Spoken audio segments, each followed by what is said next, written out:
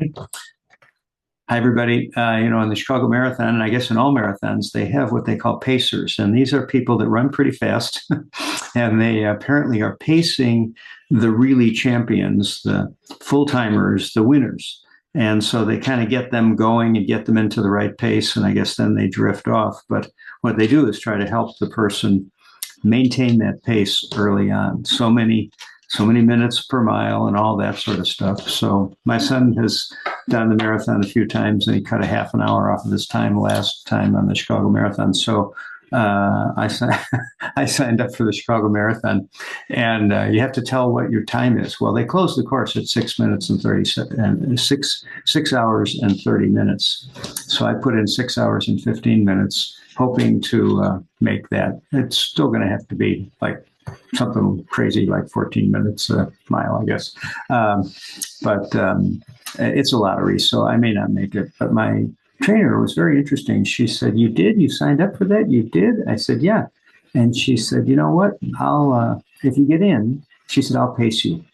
So that means she'll run with me, keep my time for me, how much I walk, how much I run.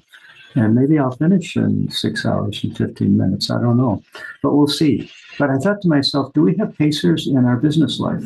Do we have people that are really experts that we can go to and say, here's the financials. What's most important here? I mean, especially true for a medical physician who's a leader.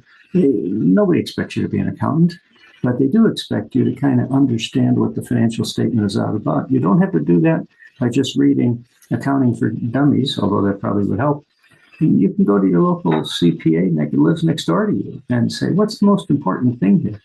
And they're going to have an opportunity to kind of look at it and say, here's the most important thing. In the same way that you as a physician can look at an X-ray and say, here's the most important thing. To the rest of us, it's just a bunch of gray and white dots.